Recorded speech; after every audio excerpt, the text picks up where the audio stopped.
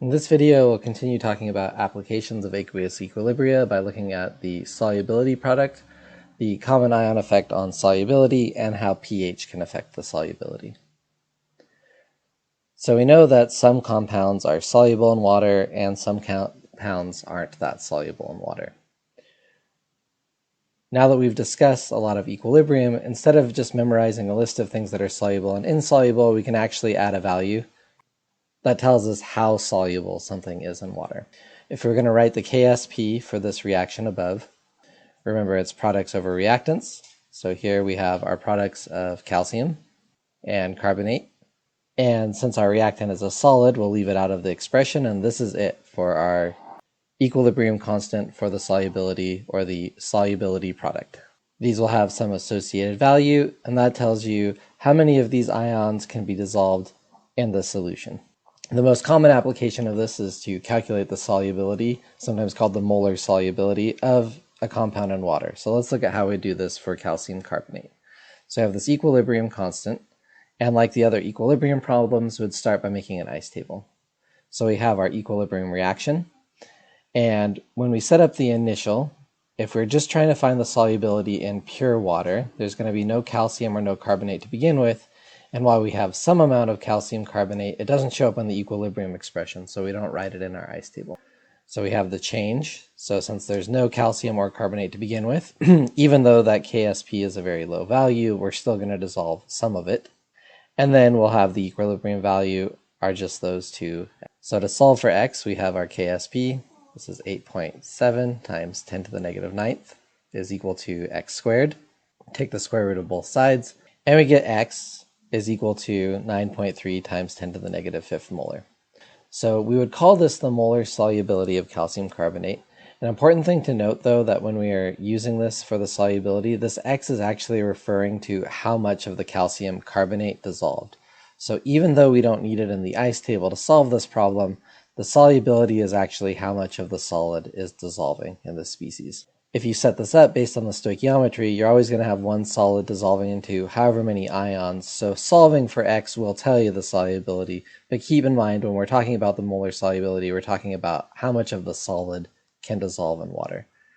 So what this is telling us is that we will dissolve the solid such that 9.3 times 10 to the negative 5th moles of the solid will dissolve in a liter of water. Here's a list of some other solubility products. And one thing that's a little bit different than the KSP compared to something like the Ka is we can't just look at the value and know which one is more soluble. So for example, in this list we have silver chloride, calcium carbonate, magnesium hydroxide, and calcium phosphate. But if we were to write the equilibrium expression for all of these, this is going to be silver times chloride. For here we have the calcium times the carbonate. Here it's a magnesium, but since we have two hydroxides, this is the hydroxide squared. And for the calcium phosphate, we have 3 calciums and 2 phosphates. So you can see that if we're setting up the ice table, while we can compare AgCl and calcium carbonate pretty directly and say that, okay, so calcium carbonate's a bigger number, so it'll dissolve more. We can't really do that with these other two, because you can see when we're solving this, we'll be taking a cubed root instead of a square root for magnesium hydroxide and a 5th root for this phosphate. So you really do have to plug in the ice table and solve for the solubilities if you want to compare different salts with different stoichiometries. Okay, let's look at the common ion effect on solubility. So now we have a solution of silver sulfate. We're given the KSP, and we want to find out what its solubility is normally. To do this, we'd make our ice table. And we'll ignore the solid. We'll make 2x here because there's a 2. And at equilibrium, we have 2x and x. And so we get our KSP is equal to the concentration of Ag plus squared times the concentration of SO4 2 minus. And so this is equal to 2x squared is going to be 4x squared because this is 2x. And then the squared is outside the parentheses. And then times the x for the sulfate. So we get 1.2 times 10 to the negative 5th is equal to 4x cubed, or x is equal to 1.4 times 10 to the negative 2. So that's our molar solubility for the silver sulfate. Okay, So if that's the solubility of silver sulfate in water, what do you think the solubility of silver sulfate would be in a 0.1 molar solution of silver nitrate instead? Do you think it would be more, less than, or equal to the solubility in water?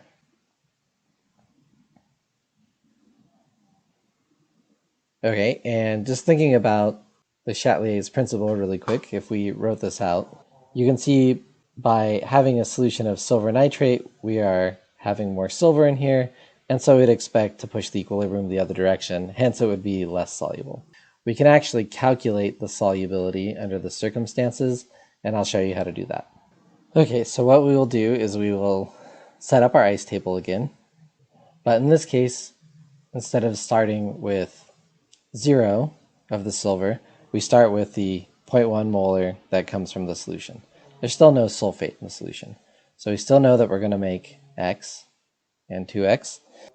And in this case, since we know it's going to be even less soluble, we can use the small x approximation. So this is still going to be equal to about 0.1, so this will be equal to x.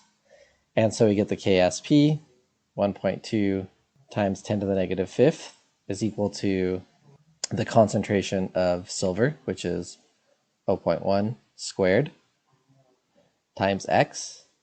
And solving for x, we get x is equal to 1.2 times 10 to the negative 4. And that's our solubility for silver sulfate in a silver nitrate solution. So you can see, indeed, this is about an order of magnitude lower than the solubility of silver sulfate in pure water.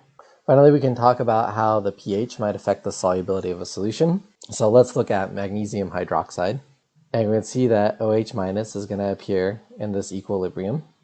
And so we can see that if we think about the pH of the solution, if we had a solution that was more basic, would have a higher OH minus, and that would make this push by Le Chatelier's principle to the left and make it less soluble. And if the pH was low, we'd have less OH minus, and hence would push the equilibrium to be more soluble. We can see this again with something like calcium carbonate. And here we might ask, okay, well, there's no hydroxides or H pluses in this salt, but is there any reason the pH might affect the solution? And when we see something like this, just like when we were looking at the acidity of salts, we do need to look at the species and decide whether that can be an acid or a base. So in this case, we see carbonate, and we know that that works as a base.